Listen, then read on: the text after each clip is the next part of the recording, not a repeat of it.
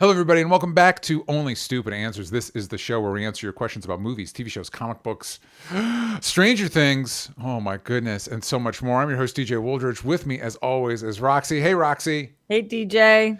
It's so interesting, Roxy, because we're not going to discuss it because we're not allowed to discuss it, but you had the opportunity to see the new Avatar movie. I did. As of this recording, you've seen it. And then the first part of the new final season of Stranger Things dropped. And so I went back, and as I was kind of trying to figure out what the stuff we should discuss, I went back and looked at our previous Stranger Things episode and our previous Avatar episode, and both are 3 years old. Both were in 2022. That's crazy. Yeah. All of Even you those. saying 2022 is 3 years ago kind of warps my brain a little Yeah, bit. it's wild. It's wild. And also, all those little kids in Stranger Things are 3 years older than when they did the previous season. That's crazy too. Yeah, that's a long time. Here's what I will just tease a little bit because I don't really understand now the difference between a social embargo and a review embargo when your social Uh-huh. embargoes are allowed to be videos. They just Yes. have to be Uh-huh. posted socially. And to me, Yes. YouTube is a social platform. So I really Yeah, if we wanted to be loosey goosey with it, we could be like, Roxy, what's your social response? Yeah, 100%. So I'll just keep it brief and tell you guys that Avatar really works for me. And if you want to know more about that on my social media, I have a video about Yeah. it. So Check that out. We might be able to fit it into what we're into. We're getting near the end of the year, so things are getting a little tight schedule wise. I don't remember, Roxy, because it's 3 years ago. How did you feel about the previous Avatar? I liked it, but I like this one more. Interesting. Well, I'll have to ask you more later. But this Yeah. isn't a social post, I don't think. We could make it one, and then it would count. In Anyway, what world is it not a social post, though? Because what is the yeah, difference between YouTube and YouTube Shorts? The length? yeah. Let us know what I a don't know. You social can do post is in the TikTok live comments. posts, and the TikTok lives can be hours. So I think it's something that studios are going to have to grapple with is that there actually is no difference between a social embargo and a review embargo anymore. But to each their own. I was Well, happy to be invited. Thank you, Disney. yeah, and fortunately, we'll have less studios to deal with to figure that out soon enough. So, I think the word you were looking for is unfortunately, unfortunately, DJ. well, we're getting a little bit ahead of ourselves, but it is pretty fresh news as of this recording, so it's on my mind. Alphaba. Alfaba. As always, I'd like to begin with comments from the previous video. Our previous video we were talking about Wicked for Good, aka Wicked Part 2. And we had a lot of passionate thoughts on it. And this one's a little bit longer. Try to avoid longer comments, but I felt like this captured a general sense of the reaction.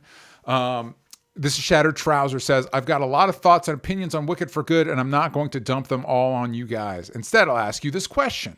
John Chu's Wicked feels very much like a superhero origin story, and the opening sequence of For Good taking a page from the superhero action playbook. Do you think Chu's Wicked is the definitive adaptation of all time, or do you think audiences will look back to telling us looking back on this telling as a quaint product of Hollywood's fleeting infatuation with superhero movies? I don't feel like, real quick before I throw this to you, Roxy, I don't know that I'm the kind of whole struggling to understand what they were saying. I don't think I'm going to. I don't think the whole movie feels like a superhero movie. I will say the opening sequence where she's Elphaba's stopping people from doing the Yellow Brick Road feels very much like the opening to like a Spider-Man 2 or something. Like, here's our hero coming in to save the day. But Roxy, I wanted to throw you the question in this way. Do you think we'll see another Is this the definitive adaptation of Wicked, or do you think we'll maybe see another adaptation of this musical at some point in the future? I mean, ever likely Yeah. in the same way that now we're doing an adaptation of Wizard of Oz. Yeah, yeah, You yeah. know, so in 100 years, yes, but I don't think there's going to be one in 10 years. I I'm do trying think to there will think. be a sequel to this, and I do think they probably will do a prequel and a sequel. They've already been talking about doing a Galinda prequel, which Oh, wild. is wild, and there's several other books as we discussed, so that follow different characters. So I think we're going to get a lot more of this before we would get a reboot. I'm just looking at your actual question, Shattered, when you're saying or when we look back, this is a quaint product of Hollywood's fleeting infatuation with superhero movies. Did this play as a superhero movie to you? It sounds like to their comment, it sounds like it did to them. There are moments that, again, the opening very much feels like a superhero movie. I don't know that the rest of it does, but I was kind of surprised how much the opening sequence was like, wow, you could just pull this from any early 2000s superhero movie, and this would play pretty similarly.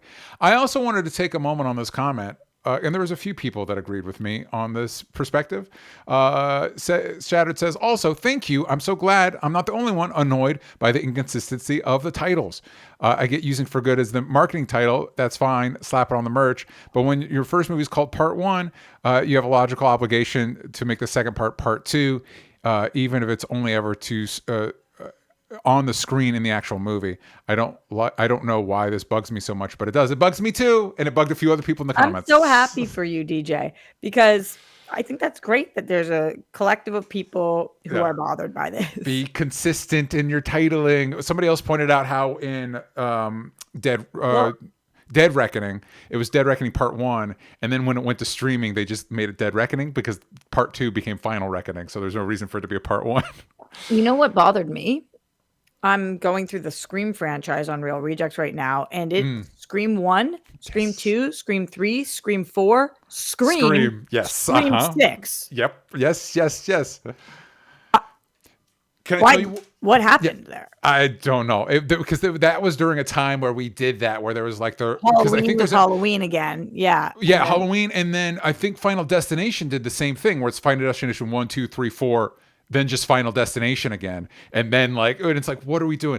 Can I tell you the worst offender, in my opinion? The worst offender is it not Scream? Because to me, that's the worst offender.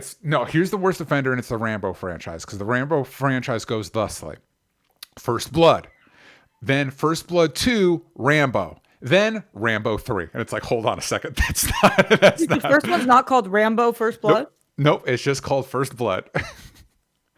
To the degree that Rambo 2 is not Rambo 2, it is First Blood 2 Rambo. While we're on this, you know what's another really strange one?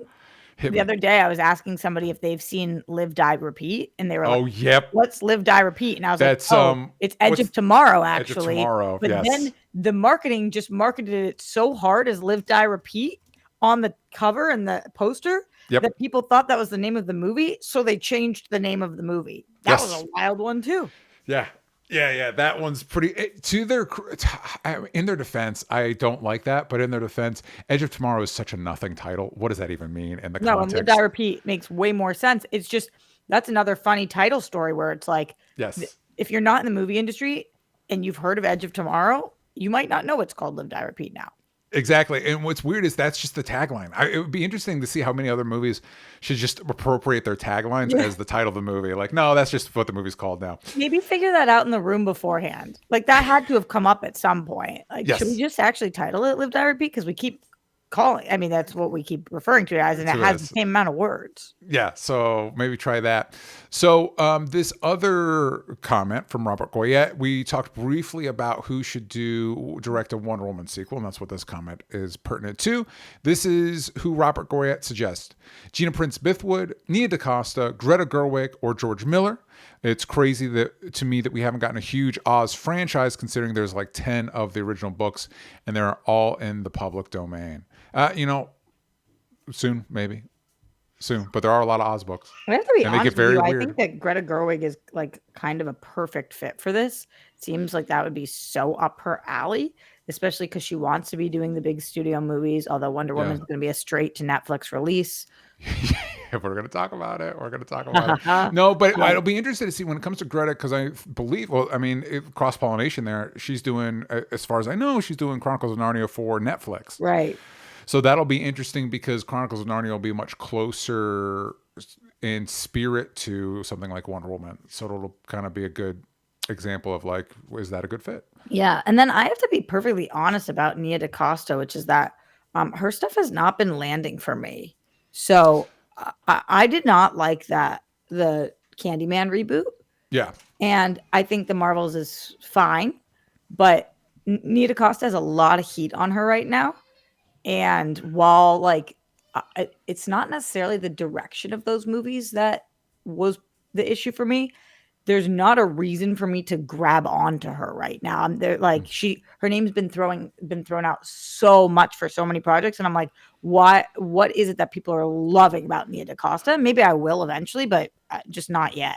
Yeah, I really liked the new Candyman. Oh, I okay. liked Marvel's Fine. I don't. My issues with that movie, I don't think are her. I don't really have issues with that movie. It's just it was a fine, perfectly enjoyable time. It was inoffensive, and I'm excited for she's doing the next 28 years 28. later. I'm And if, really excited to see. I'm hoping that one solidifies it for me. I really didn't like Candyman. well, I don't know that we talked about what was there one specific thing you didn't like No, about I it, didn't or like the whole movie. I did. I I didn't enjoyed it like the quite a bit. story, which I actually wonder, did she do the story for Candyman? I don't know. Have you Um, seen the original? Are you like a huge Candyman head, and I you're like, like it's the not original. true the original? No, I like the new Candyman. There's one thing we're not going to get into it because I'm not going to spoil the Candyman here. But there's one little thing that happens at the end that feels like really out of nowhere, but the rest of it I really vibed with. Yeah, it Um, felt like kind of goofy to me and a little weird and just like not what I was hoping for. yeah, I didn't enjoy it, and it's actually kind of rare that I don't enjoy something. yeah, I'm pretty much I enjoy movies girl. and So I yeah, think Nia DaCosta just did Hedda. I haven't seen With that. I haven't seen that either. So we'll see. Let us know. Anybody that's seen Hedda, let us know. Um, I also like to do a charity of the month. We're nearing the end of the year. Obviously, there's a lot of financial insecurity this year for a variety of reasons that I don't need to get into on our entertainment show. No, do Uh, it, it's, do it. Go let's, ahead, let's DJ. get into it. So I was trying to think of like what's a good end of the year one, and I kind of settled on. I think this is a good opportunity to do a rundown of all the charities we've done so far this year, especially since some of them, like the International Rescue Committee, is doubling all donations during winter, and some of these other charities might be doing it as well. So the charities we've covered this year are Children in Conflict, which is doing what it says on the tin. It's helping children that are in conflict areas around the world, and unfortunately, there's quite a few of those. Scope LA, which is helping unhoused and poor communities in LA. That's another, and they also have the People's Mutual Aid Fund that's specifically helping people that are being targeted by ICE. That's a good opportunity for you also to look in your area, to look at charities in your area that are helping people that are being targeted by ICE or just might be dealing with financial insecurity. Translifeline.org, which is helping trans people, they're also everybody's struggling this year. And then, as I mentioned before, International Rescue Committee, who are doubling all gifts during winter. And then the most recent one is feedingamerica.org, which is helping people with food insecurity. So if you're feeling generous, and this is a good time of year to feel that way, take a look at all these links will be in the description. You can pick one, pick all of them, check them all out. And again, also look at orgs in your area to see if there's specific ways to help your community this year, if you're in a position to. Now, let us get into some news. Why don't we, for once in our lives, Roxy? All right, we're going to start off with this one. Roxy, I'm in a tricky position. Huh. And I'm in a tricky position because I like Quentin Tarantino's movies. The movies he makes are movies I have enjoyed and have impacted me quite a bit. And he's functionally retired at this point. And the problem with that is that there's a lot of opportunities for him to show up on podcasts and start saying shit that it's going to make it harder and harder. I just know it's going to happen, Roxy. Yeah. It's going to become increasingly hard for me to continue enjoying the movies that I enjoy. And this is the most recent example. I don't know if you heard about this, Roxy, but Mr. Tarantino was on the Bret Easton Ellis podcast. For those that don't know, that's the guy that wrote American Psycho. And he revealed his 20 favorite films of the 21st century. The number one was apparently Ridley Scott's Black Hawk Down. And he had some thoughts on There Will Be Blood, which he said would probably be his number one, except he thinks the actor Paul Dano, who plays two roles into it, the role of two brothers, is weak sauce. He says he's the weakest fucking actor in SAG. And then people catching strays on that comment. He's like, I don't care for him. I don't care for Owen Wilson. I don't care for Matthew Lillard. And it's like, well, you don't need to bring Owen Wilson and Matthew Lillard to this. They weren't in There Will Be Blood. Like, what are we doing? So the good thing about this is that it's an opportunity. Such a weird actor specifically to pick on, because it seems like everybody's coming out of the woodwork like Paul Dano's great. What the fuck are you talking about? He's great to work with. He's a good actor. We like him. Like, what are you doing? But the other thing I wanted, before I bring, there's one specific thing that I wanted to key in on. But before I do that, Roxy, I've been talking a lot for a minute. What are your thoughts on on this feud, whatever you'd call it? I was kind of shocked when this happened because it's a little bit rare. Hollywood tends to be very fake. It's a little bit rare to see somebody name somebody so outright. Yes. So what we hear often is a director be like, "Oh, I had a nightmare story with this actor. I won't say who it was, but here's what happened." Or vice versa. And frankly, a lot of those nightmare stories are probably about Tarantino himself, where he's not being named and yet people have stories. Yeah. So it was kind of jarring to hear, a little exhilarating and a little jarring to hear Tarantino kind of unprompted be like, "I fucking hate Paul Dano. I think he sucks." And so immediately I started thinking like, what happened between the two of them? Like, clearly something happened. This isn't just you watch something. And there's a lot of theories about Tarantino cast Paul Dano, and Paul Dano was supposed to be in a movie of his and then backed out because he didn't like. Actually, the theory is something to do with his feet. That's true or not true. I like that theory, but okay. Yeah. But I think that it's wildly disrespectful of Tarantino to have done this because he's punching down. Because the truth is, most people outside of our industry don't know who Paul Dano is. Yeah. And so to just absolutely shred him like this, I thought it was punching down. It was cool to see a lot of random people in Hollywood who have never worked with Paul Dano be like, "I like Paul Dano." Like Simu Liu immediately was like, "I don't know, man." Yeah. I kind of think he's cool. One of the guys from The Office came out and was like, people were making videos like, "Paul Dano's a really sweet guy. I love working with him." I kind of thought maybe people will fall into, this is the moment we find out Paul Dano sucks. And a bunch of people are going to be like, "Yeah, I hate him too." But everybody was like, "Huh." Yeah, it seems like Tarantino decided to go after the guy that seems to be universally liked. I don't know if I've ever heard like for example, I don't love how the Riddler is utilized in the Batman. None of that's Paul Dano's fault. You know what I mean? Like, none of my issues with that are his fault as a performer. I just think I think for me, it's a little too Zodiac, a little too like we like this trope of the miraculous serial killer that can just appear anywhere and do anything. That's not on him. I've never seen him in something that I was like, "Well, bad performance." You know what I mean? And also, like, I've never seen him in something where I'm like, bland performance, which seems to be Tarantino's issue with him, is that he's like he says nothing sauce. He says to that point, he says, "I'm not saying he's giving a terrible performance," specifically referring to There Will Be Blood. I'm saying he's giving a non-entity performance. And of course, Bret Easton Ellis, oh my God, he's like, "Well, he's in that with Daniel Day-Lewis." I will say, I don't know. I didn't do a deep dive into all this. The impression I've gotten, because again, I like Tarantino's movies, so like his stuff comes up in my algorithm a lot. The impression I get is Tarantino hasn't watched a lot of modern movies. He pretty much exists in older stuff. So there's a chance the only movie he's seen Paul Dano in is There Will Be Blood. And he might have thought, compared to Daniel Day-Lewis, Paul Dano, who was like 23 at the time, wasn't bringing it. 100%, DJ. That I think that's a very real possibility. But I think that the funniest part about that, like, let's go with that theory for a second, that he watched There Will Be Blood in 2007. Yes. And thought to himself, "Let me look up that actor because I did not like that performance." Yeah. And then now for 20 years has been sitting on Paul Dano sucks.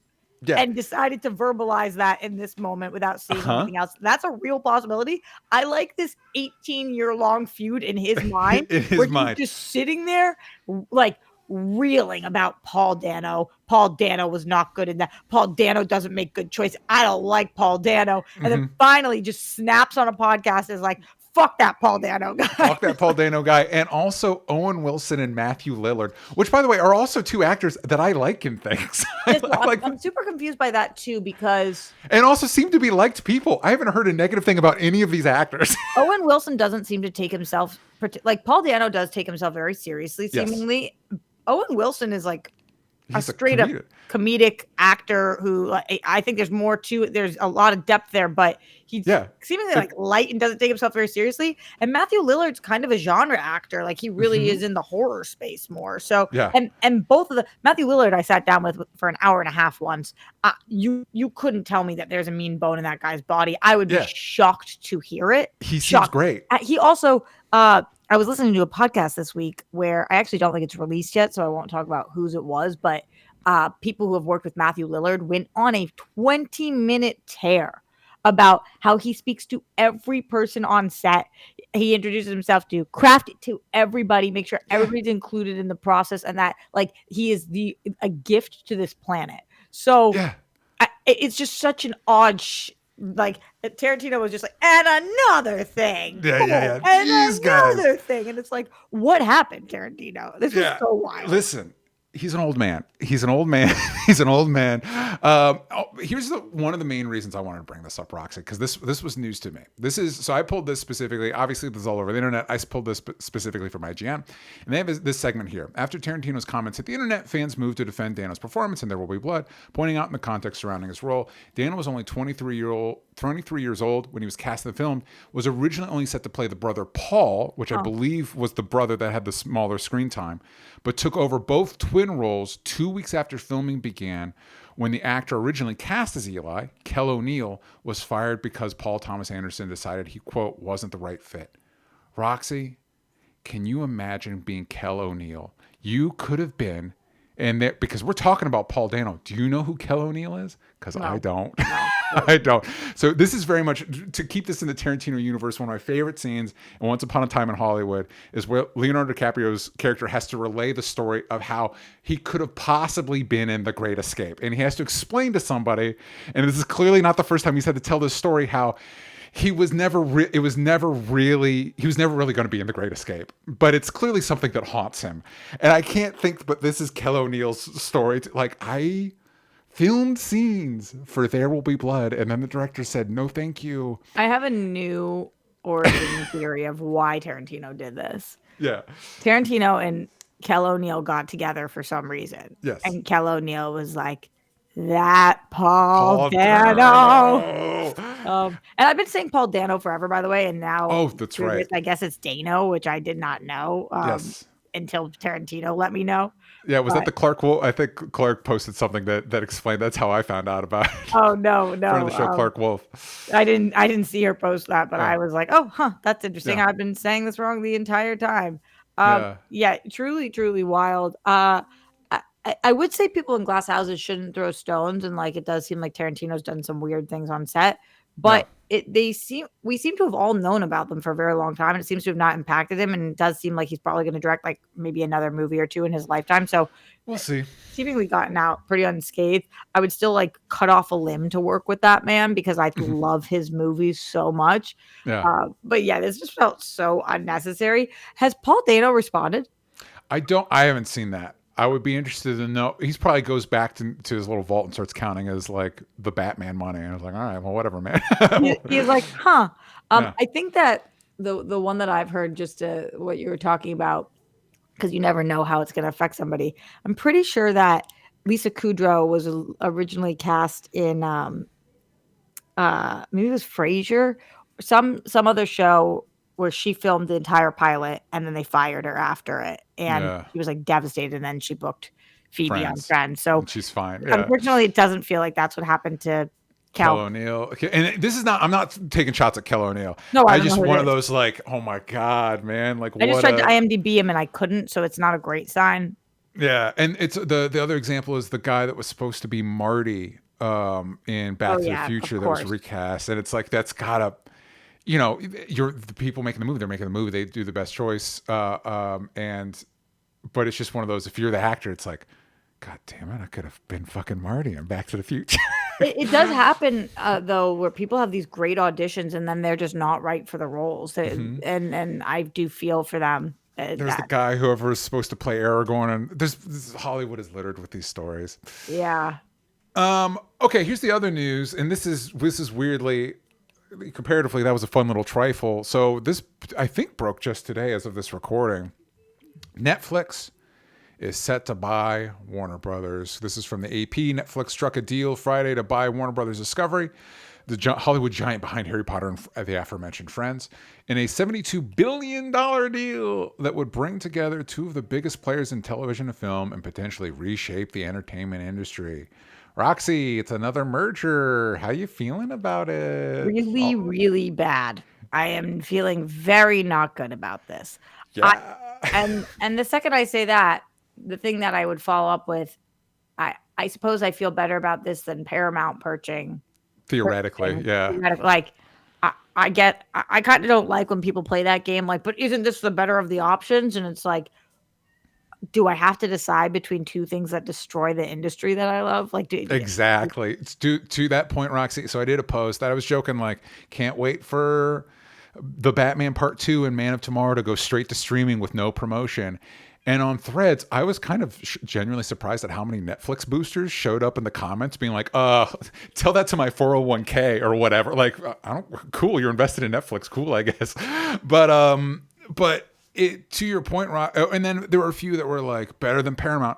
Yeah, but this is, either one's bad. So for people that don't know, like, why Rox and I are so against this, every time one of these mergers happens, and they happen a lot of people are laid out, and there's less opportunities for people like us that are trying to make it in this industry. And it's bad. It's just bad. there's Beyond however you feel about, like, I obviously have my concerns about now everything. There will be no theatrical releases for Warner Brothers movies or whatever, hypothetically. Beyond that, it's just bad for the industry we try to work in. That's already really bad right now. there's two main reasons that this is really bad. And you're touching slightly on both. It's really bad for the people in the industry, and it's Hmm. really bad for fans. Yeah. And that's everybody who isn't five people on planet Earth, which Yeah. is the executives that are Hmm. like majorly benefiting from this. So the reason it's so bad for people in the industry is when you think about companies merging, they all have teams of people that they work with. Hmm.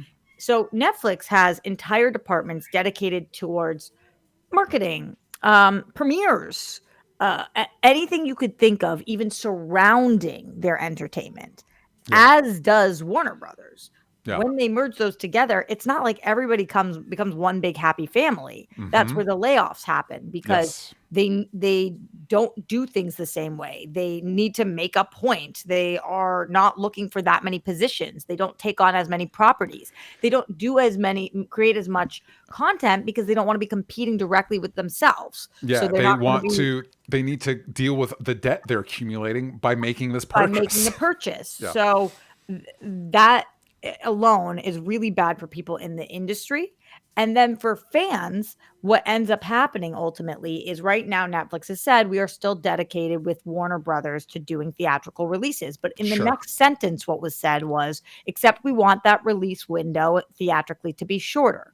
And why Hmm. is that a problem? Because that means that movie theaters won't be making as much money because the Yes. shorter the time is, not only are less people going to theaters, but also more people are waiting to just watch it at home. So it's really bad for movie theaters, for movie theater goers, for Hmm. fans of movies in general, because if the movie theaters are not bumping, then that means that the studios are making less money. And if the Yes. studios are making less money, then they're not going to be able to take chances on movies that are those 20 to $50 million budget range movies. They're going to just be pumping out those big budget tentpole blockbusters, no risk, that they deem to be no risk. So Yeah. for all of the reasons, it's just a bad thing.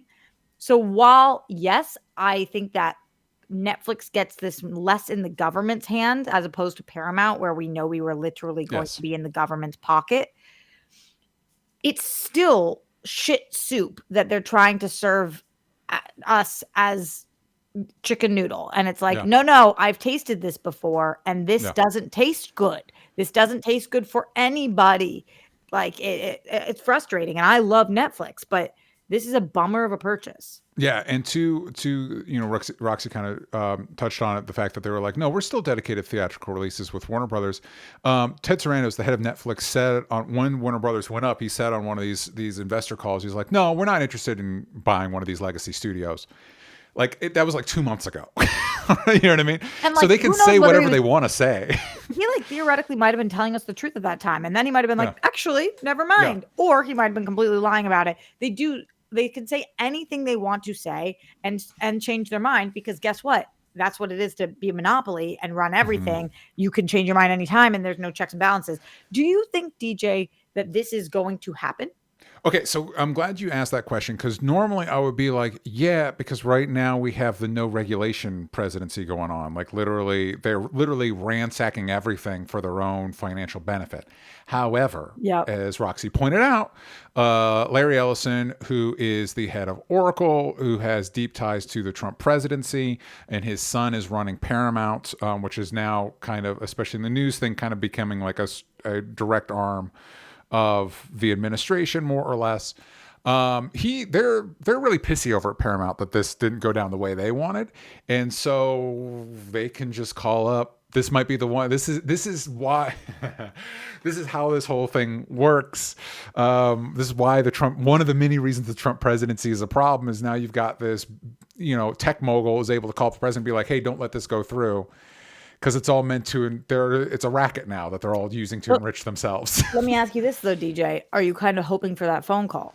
No, Or do you only think that if phone it call would keeps- result in Paramount being able to make the purchase? That would be my concern. Because David Zaslav isn't trying to. I don't think there's a moral calculus in this decision making, right? So they're going to sell to somebody. So my concern is like, and they're saying it's going to take like 18 months. It's like, fuck, man. I was hoping, usually this stuff's really drawn out. Right. So I was hoping, is there a way we could draw this out to, we get to a presidency that might be a little bit more into regulation? And that's not going to happen. So that would be my concern, Roxy, do I think it's going to happen? It depends on what the Trump administration thinks will benefit them the most. And if that's saying no so that Paramount can buy it, then no. And will then Paramount buy it? I don't know. Fucking, what's the point, man? What's the point of anything? Like, we just did this whole thing with Discovery buying Warner Brothers just to sell it off to somebody else. God damn it. And it's the only way any of these businesses make money now is just selling shit off. Nothing means anything. Nobody cares. It sucks. Getting in the absolute weeds about this and asking you way too specific of a question for something that hasn't even taken place yet. But do you think that this will affect James Gunn and Peter Safran's deal with DC? Less so than if Paramount got it. Because I do think there is kind of like a project. It feels like there's a project over at Paramount. They're making decisions, yes, financially based, but also to further their own aims and ambitions. And I could see somebody like that looking at James Gunn's Superman and being like, too woke, you know what I mean, and killing it. I think there's a better chance of it surviving over at Netflix. But what does that look like, Roxy? And people are already talking about that. Does HBO Max and Netflix do they keep them separate? Do they merge them? And it's like, I can tell you what happened. We saw it with Disney and Hulu. They're going to stay separate for a while, and then they're going to merge it into a mega thing. I'm not going to know where anything fucking is on Netflix or what. Like, how do I find what's the difference between an HBO show and a Netflix show? Who the fuck knows? And stuff like Man of Tomorrow will probably get a theatrical window. I think we're going to get, because there, as these talks were happening, there was part of me being like, is Man of Tomorrow going to be the next Superman sequel that was supposed to have Brainiac that ends up never occurring? Is that going to be just a Brainiac Superman sequel is just cursed? They're already making it, so I think there's a good chance we see that.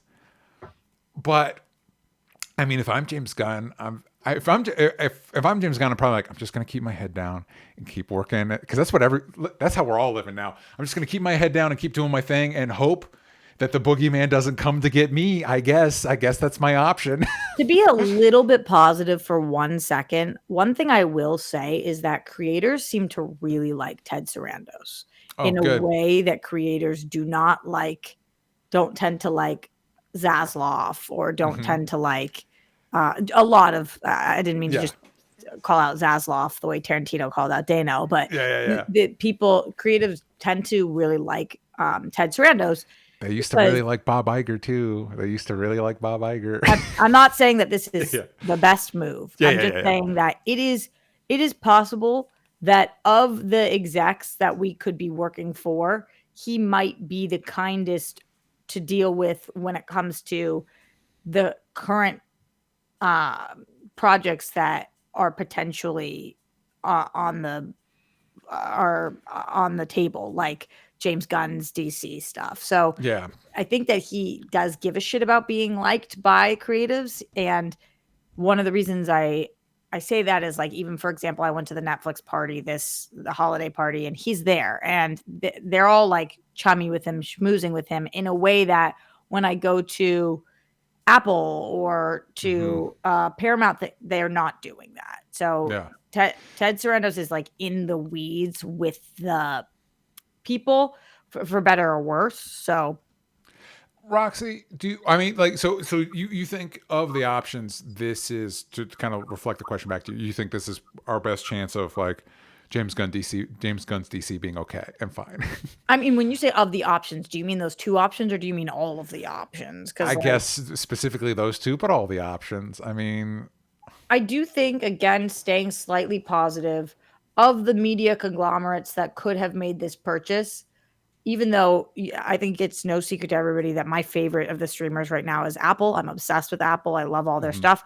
I really didn't want it to be Apple. Their name was thrown out there, and like I just do not think it's a good Apple's entire model is celebrity content first. We mhm, do celebrity content. We are a tech company that yes, features celebrities in very good prestige shows. mhm, That's not what you want to see with your Warner Brothers content. So that they were no, not a good choice. Paramount, for very obvious and very political reasons, I think was probably the worst of the worst choices.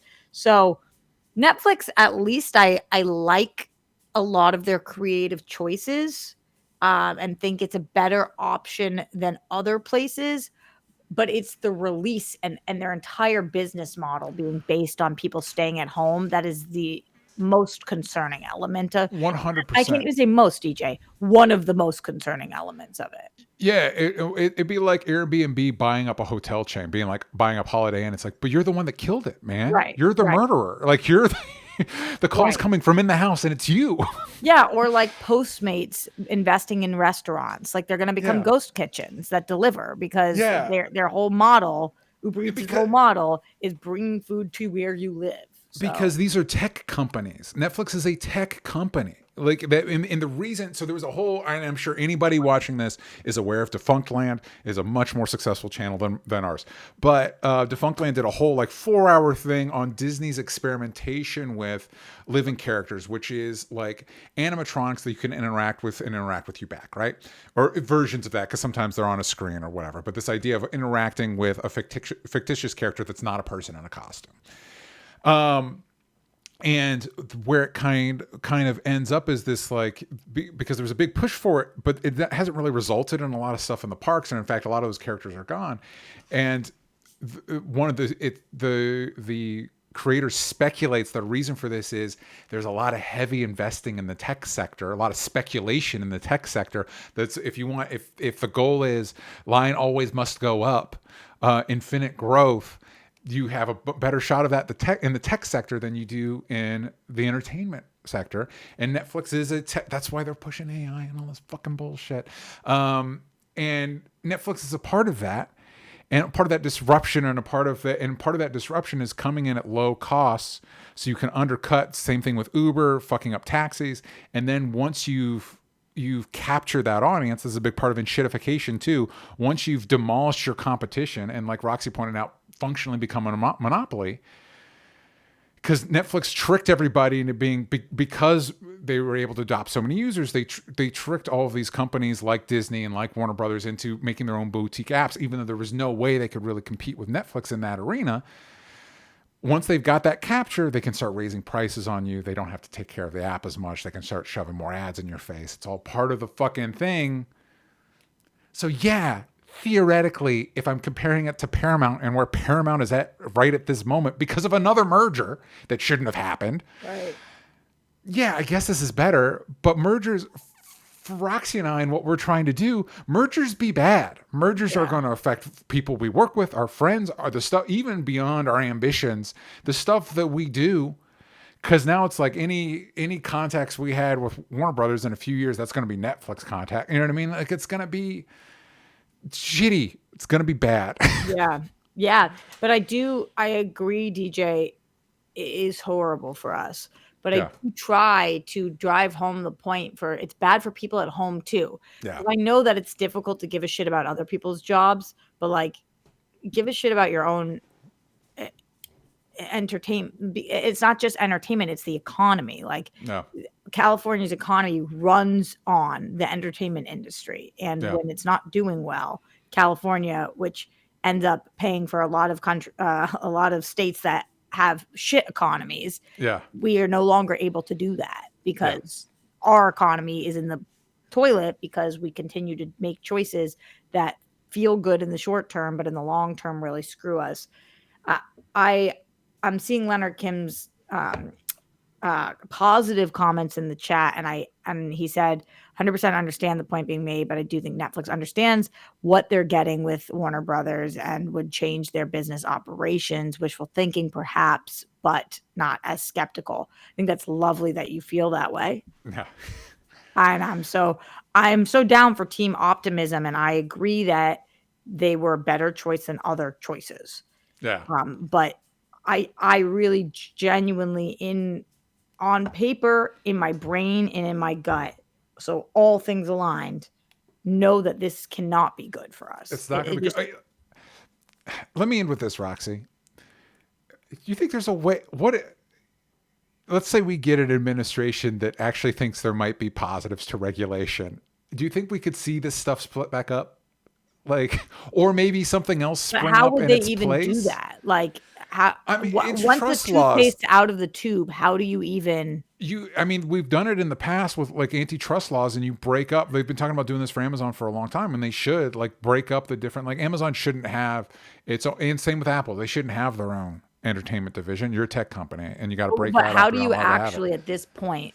So then what? It goes away, or somebody else has to buy it, break or it what? up. You break it up. You break it up, and they have to spin off, and guess what? Then they have to hire new staff. You know what I mean? Like, then you break it up. You now Apple TV is its own separate thing. It's not owned by Apple. It can't be owned by Apple. It can exist its own thing, but it's not. Amazon Prime Video is its own thing. It's not part of Amazon. The issues with those two examples specifically, they're the easiest ones because they're owned by not entertainment companies.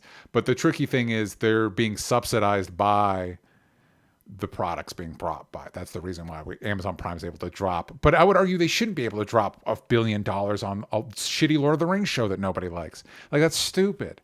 Like we need to rein some of this stuff in, man. Like it's gotten out of hand. It's fucking everybody's lives. I'm starting to my feelings are starting to stray further afield from the discussion at hand, which is Warner Brothers and Netflix. But like, I completely feel you. I mean, we are living for our dreams, DJ, and more importantly, unfortunately, for our livelihoods, which, for me consists of supporting a 98-year-old and you consists of supporting a baby. yeah, And for anybody in this, we are in such scary times, and it's not, we're not just fighting each other. We're fighting machines. We're fighting AI. Yes. We're fighting mergers. It feels like a very not good moment to be in this industry. And I like keep looking for, but what about this glimmer of hope? Yes. And it's like, oh my God, is the whole industry just going to collapse? Like, Not is just this the not a industry. viable? Is the whole economy going to collapse? But that's a different show. That's not our show. I have opinions, but I don't have the qualifications to talk about it. So while we're on Netflix, let's talk about some of their product, huh? Let's talk about Stranger Things Season 5, Part 1. This is going to be a fun discussion, Roxy, because I have not watched any of Stranger Things since season 2. I And did watch the season 4 finale for the last time we did an episode okay, on it. I always forget that you're not caught up on this because it just feels like, for lack of better words, the number one geek show of the last decade. And Yeah. Well, I wanted. I'm glad you brought that up because I kind of want to. First off, I want to know your feelings on this season, and then after that, I kind of want to discuss about. I have. This is from Variety. Stranger Things season 5 is breaking records. It has 59.6 million views. That's the best premiere week of an English language Netflix series has ever achieved. It's just behind Squid Game season 2 and 3.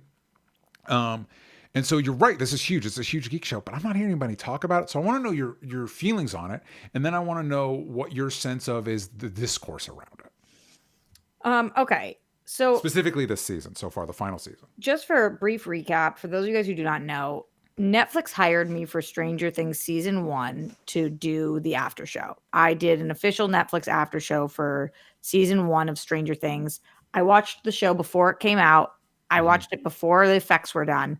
I Yeah. watched it in a little room with people watching me watch this show. Yeah. And I was like, this show is going to be a hit. This is before anybody had heard of any of the people in this other than Winona Ryder and David Harbour. But like, this was not a talked about thing. Yeah. And I was like, oh my God, the show's amazing. And it's going to be an absolute effing hit. It's crazy how successful the show's going to be.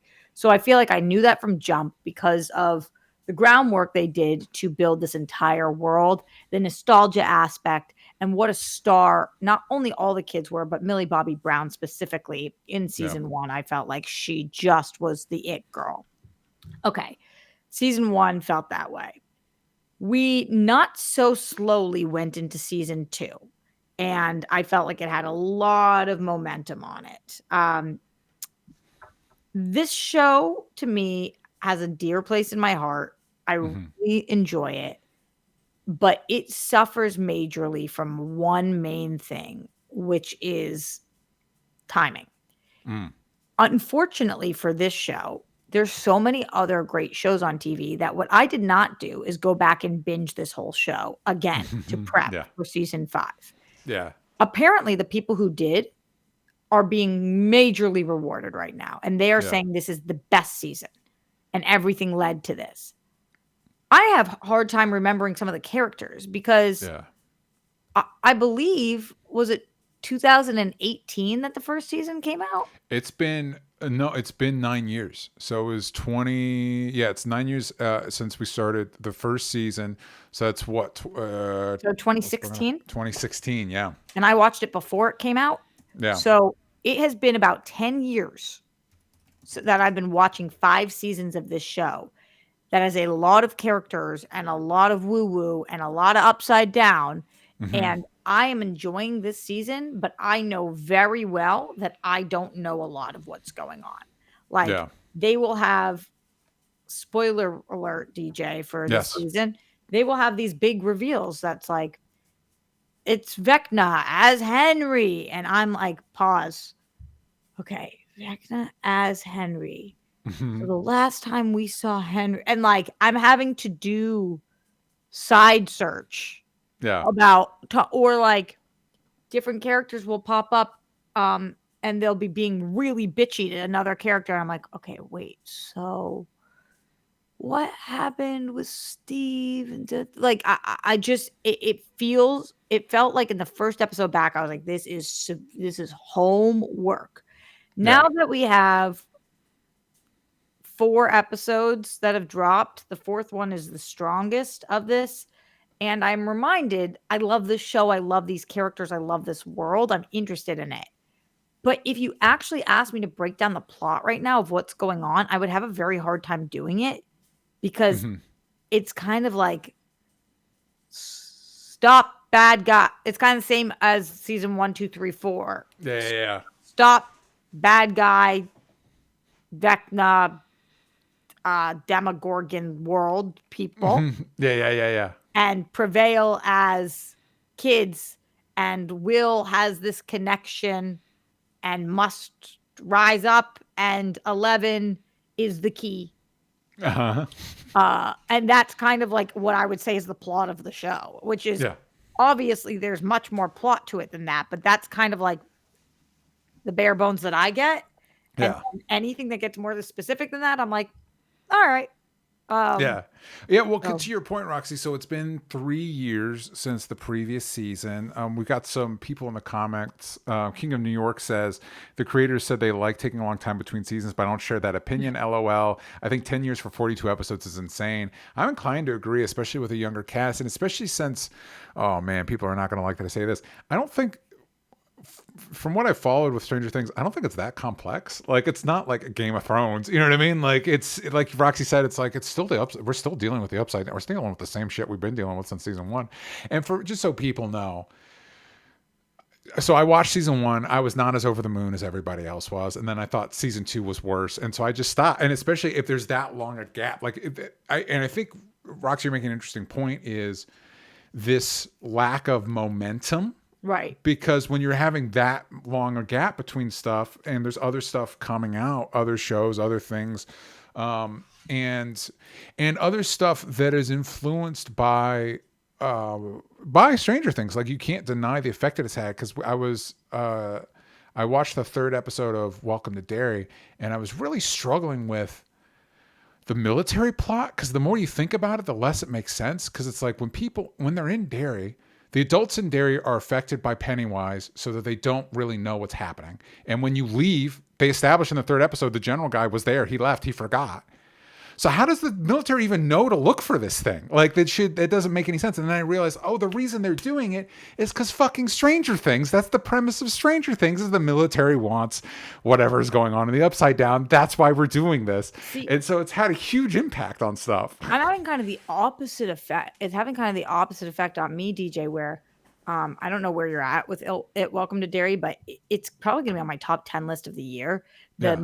The episode people haven't seen yet that's coming out next week, Yeah. to me, is one of the best episodes of television of the year. Mhm. I lost my mind during it. I have never experienced an episode of TV impacting me that way. Like Yeah. it's so beautiful, but just the show in general, I think it gets stronger and stronger. And it reminds me an extreme amount of Stranger Things.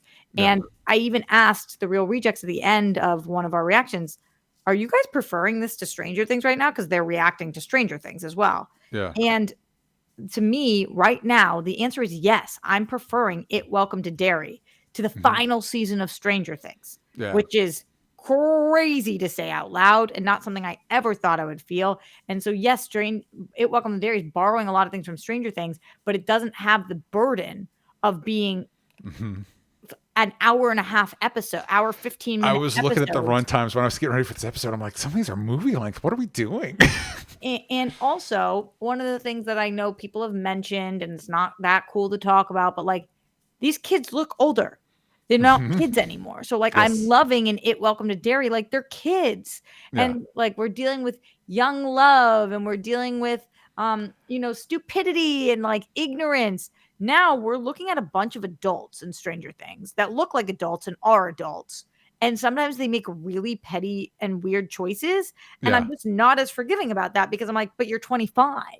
So, So you like, should know better. You don't know if because it's been 9 years the show's been on, but the timeline of the show itself is much more condensed in show. And I'm wondering, I don't know if you know where we're at. So the first episode was in 1983. Let's see where we're at in season 5. yeah, good call. I am 1987. That's only 4 years. 4 years are supposed to have passed during And the it's like show. you just grow so fast at that age. Yes. So I think they're doing the best they can to try to age them down. And the way that I'm talking about this right now is sounding like DJ, I don't like Stranger Things. And that's Yeah. not the case. I Yeah. really like the show. I think that this season's doing a good job. And honestly, if I was more invested in doing a rewatch, I'd probably think it was doing an even better job. Am I Yeah. going to finish the show out? Absolutely. Am I excited for the next 4 episodes to drop and then the 4 after that? Yeah, I am. But this show dropped and I waited 1 week to watch the first episode. Yeah. And that is, me. Mm-hmm. Like, I knew I wasn't excited when I waited 1 week after this dropped to start watching it. So to your other question about kind of where is it at in this space, people Yeah. talking And the about it. zeitgeist. Yeah. the reason I did start watching it is because everybody I know is watching it. Okay. So, like, it is very much talked about on Real Rejects, Christian Harloff show. When I go to, granted, I was just at the Netflix holiday party, so of course it's going Oh, to be did it on my. come up? Did it come up? So of course, but one thing I will say is that like at the Netflix holiday party, there was um Ted Danson, Yeah. who is Man on the Inside, and Mary. There was Adam Sandler. There was Jason Bateman. There was Simu Liu. There was all of these Netflix. There's the K-pop Demon Hunter girls. There's all these Netflix people. There was not one Stranger Things person there. Mm-hmm, And mm-hmm, I did mm-hmm. think that that was kind of interesting as well, like maybe kind of out of sight, out of mind. There was also all the drama with David Harbour going into this season, where Yeah. not only was there the Lily Allen album that we talked about, but there was also the Millie Bobby Brown previous Mm-hmm. complaints that were being aired out. So I do think that this is very much being talked about, but what I'm not hearing as much is holy shit, Stranger Things, except from the people who did rewatches. What I am hearing is like, I like Stranger Things. So it doesn't seem to be as rabid and diehard as a fan base as it used to be, despite it getting a ton of views. Yeah, and it's again, like we talked about, it's hard to when there's that much of a gap between seasons and stuff like that. Because even Game of Thrones at its peak was maybe taking a year off between seasons. Um, and Three I don't years know, is so long for specifically for a show like about this kids. that's about kids, and also I would say at least the seasons I watch is kind of a comfort watch. You know what I mean? Like, um, um, it's not like pushing any boundaries like I would say Game of Thrones was at its peak. You know, so. Anyway, I don't know, but I do have what I do know, Roxy, is we have some Discord questions. I ain't gonna forget this time. I wonder if Uh, I'm going to be able to answer them. I haven't looked at what they are We'll yet, find but out. like, We'll find out together. yeah. This is from Clementine. As far as Stranger Things goes, I'm looking at it so far. Even the dialogue feels much dumber somehow. Can't remember if it was always been like that. How do you guys feel about the show's slow transition from humble 80s pastiche show to this giant budget movie quality TV blockbuster? Also, do you think Will/Mike is endgame? I know certain parts of the fandom are set to blow up like a powder keg. If it doesn't happen, gives me Voltron flashbacks. If you know, you know. I do know what you're talking about, Clementine. So, Roxy, the questions Yeah. are: how do Yep. you feel about it ballooning from kind of a smaller thing into a huge thing? Echoes of Game of Thrones. And do you think Will and Mike are endgame? And the first part of this, I did want to address also about the dialogue feeling much dumber. I think that is extremely correlated to what I was just talking about, where I don't think the dialogue's actually dumber. I think the kids have grown up, so it sounds dumber coming out of their mouths because Yeah. it's not kids saying it. Like Yes. when a kid says something, you're not like, that's dumb. You're like, that's a kid. Yeah. Now they're saying the same stuff, but we're looking at people in their mid 20s. So it Mhm. doesn't feel the same way. Yes. In regards to this changing, I preferred that first season. It just felt so pure to me because I know that DJ, you said that you weren't on the bandwagon as much. When I watched it, nobody had ever seen it on planet Earth. So Yeah. I was like discovering this fun, nostalgic. It felt like Ghostbusters for the first time. It felt like Mhm. Goonies. It felt like this like beautiful, pure thing that I loved. And I loved the costumes. I loved how gritty and small it felt. Yeah. And then now it is massive and it does look amazing. This season looks amazing. Any of the effects that we're looking at, it's like it kicks ass, DJ. I'm like, oh Yeah. wow, that the big budget looks incredible. It's just not my preference in my television. I don't need my television to look as amazing as I need the story to be. That's like Mhm. TV 101. You know, this isn't me going to go see Tron in theaters. This Yeah. isn't me going to go see Avatar in theaters. TV to me, the reason TV is so important in my life is because of the characters that you grow with and the amount of Mhm. time you're able to spend with them. So Yeah. that's how I feel about the transition. Will and Mike being Endgame, I think is very complicated for this show. They definitely are hinting at it more than ever in this season. I don't know if you remember the character of Robin, who's played by Maya Hawke. Yes. Okay. Real quick. Will, one of these kids is the kid that was kidnapped in the first season, That's Will, right? Will, and one of them is Finn Wolfhard. and that's Is that Mike. correct? Mike. Okay. Cool. All right. Yep. So And one Will, of them's with 11. Finn Wolfhard's character is supposed to be with 11, right? Shouldn't people be rooting for that to be Endgame? I definitely think that people are rooting for multiple different things at once. Um, Would be the first time. you know, it's here's the thing. We don't know how Mike feels about Will. And Uh-huh. we kind of never have known how Mike feels about Will. Yeah. Mike does seem very into 11, and 11 seems very into Mike. And there's been Yeah. like issues there, but that's how that feels. Will is clearly in love with Mike. Mm-hmm. And I think that this show might have put its back against the wall a little bit with that Yeah. because it feels like unrequited love to me. Mm-hmm. Which happens, and it does happen. A lot of times it happens with people, but a lot of times it happens in queer relationships or queer love when you are young Mm-hmm. and you're living in a small town and there's not that many openly queer people. And so your crush might be on somebody who is straight. And that Yeah. that that does happen. So we've seen uh we have Robin Maya Hawk, who is she's not openly queer on the show, but she's a little more out than Will, Yeah.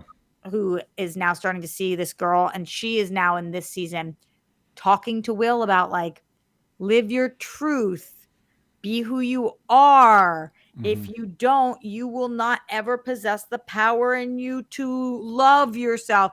And she's doing it under the guise of to take down Vecna, Yeah. but she's really talking about like just be gay, but Yeah. she's not even fully out. So Yeah. it's like I see what the show is doing. I don't know what they're going to end up doing with Will and Mike because where is the Mike reciprocation?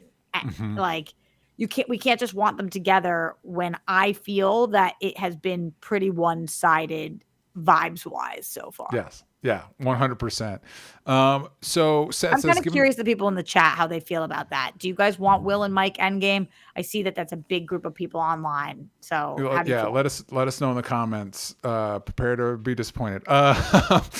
Given the fact this is from Seth, given the fact that season 1 was close to 10 years ago and we're only on season 5, would the show have benefited from longer time jumps rather than keeping it all in the 80s?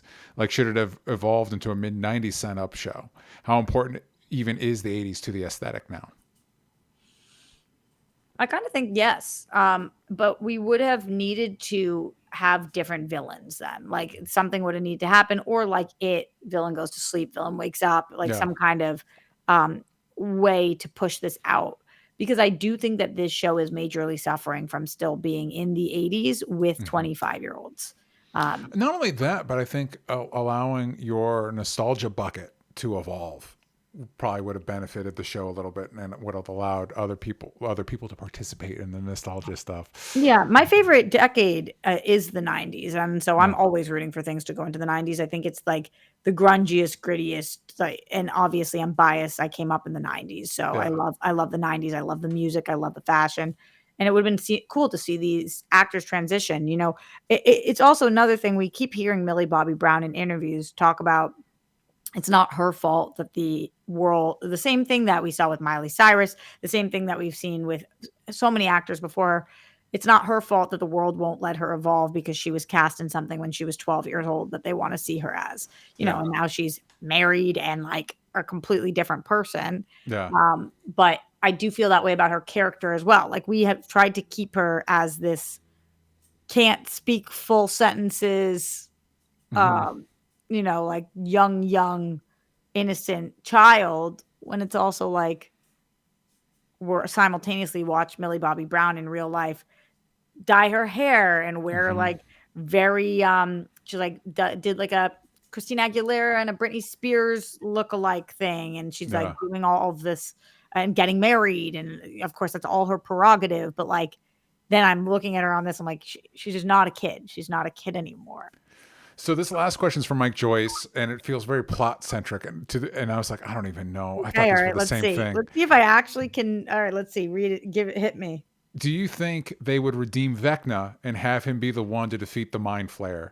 And as somebody that's just casually kept up with it, it's like, they're not the same thing. Are you telling me they're not the same fucking thing? Okay, so remember, Vecna is Henry, the blonde dude.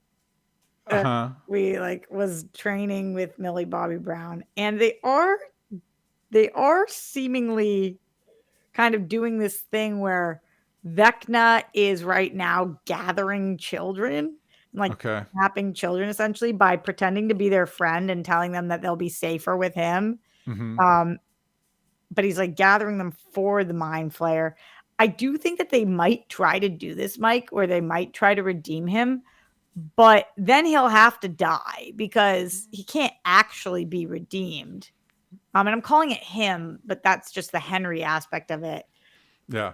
Yeah, that would be my best answer at what I'm sure actually has an answer that somebody could give you better than me. Yeah, well, and we'll all get the answers soon enough. Let us know in the comments what you're thinking about the final season, whether you think they should have like done more time jumps or anything like that to make things match the actors better. Roxy, where can the kids find what you're working on? You guys can find me everywhere at Roxy Stryer. I had a movie come out. It's called Wildcat. You can rent it now for $5, or you could go catch it in theaters if it's playing local to you. It's playing a lot in the Midwest. So if you are in the Midwest, go catch this. Yeah, it's very, very exciting. And I appreciate all the love. You guys have sent me really nice comments so far about it. So thank you for supporting. Go check it out. Gosh dang it. You can find me at DJ Talks Trash every place that matters. If you missed the Kickstarter for Graveyard Shift, there's still a chance to pre-order. Go to graveyardshiftcomic.com and click the pre-order store link. I want to thank everybody that supported that comic and everybody that supports us on Patreon. And we'll see you next time. Bye, everybody.